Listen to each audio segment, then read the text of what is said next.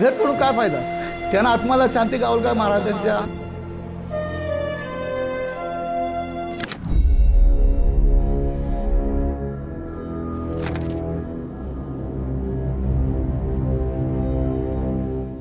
पण मी शिवसैनिकाचा तुम्ही अपमान केला, हे आले तर तुम्ही एक बाई आली माल उगाळली.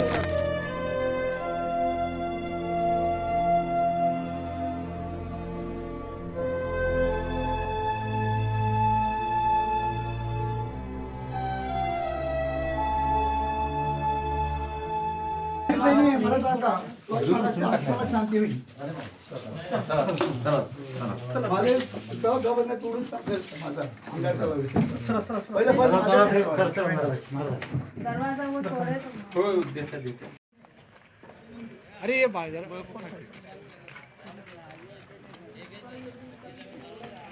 हाताने तू गोलंदाज.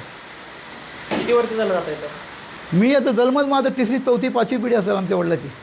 शिवाजी महाराजांचे गोलंदाज महाराजे महाराजांचे आता बम गोल होतात ना, ते बनवत होते आमचे आजोबंजोबा, ते बनवतं आमच्या वडिलांनी सांगितलं. आम्ही मुख्य आमचं पन्हाळगड आहे, तिथनं या जहागिरीला आमचे वडील बनत होतं की हे ह्याला आलेले आहे.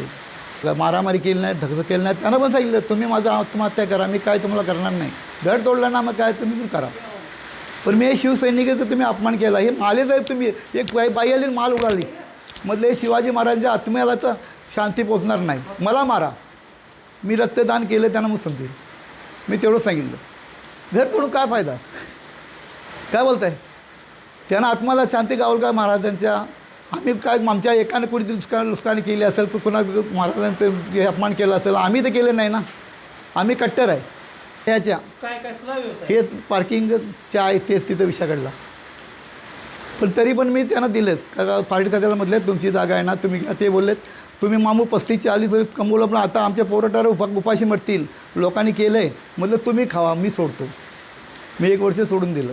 तरी पण त्यांनी 2 वर्ष आम्हाला सवलत दिली. 2 वर्ष तुम्ही आणि कमवा, आम्ही कागदस्ते करतो. कोण सवलत दिली तुम्हाला? हां, कोण सवलत दिली? सवलत कोण दिली काम करायला? पार्टी खातेवाल्याने ते कोर्टात हे आहे ना, हायकोर्टात हे आहे तिथला सगळ्यांचा 10-25 लोकांचा आहे. तुम्ही काय कोर्टात दाद वगैरे मागितले काय? ते कोर्टात गेले नाही, कोल्हापुरात दात मागितले त्यांनी, कोर्टात मुंबईला सापडवली. वकील दिलेलं आहे ते. आता 2 वर्षाचं टाईम आहे त्या दुकानाचं. या घराचं काय लपडच नव्हतं, काय तोडलं त्याने त्यांना माहिती. किती जण होते आज तोडायला आले? हे 25-30 लोक आहेत. पहिलं दगडं मारून मारून गेलं, काय कुणाच्या माहितीवरनं गेलं असली काय माहिती नाही. पण मी जातीवाद कुठे कुणाकडे गेलं नाही. मी तुमच्या संग राहिलो असं, पण हात कुणाला उचललं नाही. हेच काम केलं. आत्ता ना, आत्ताची गोष्ट नाही, जवानीपासून.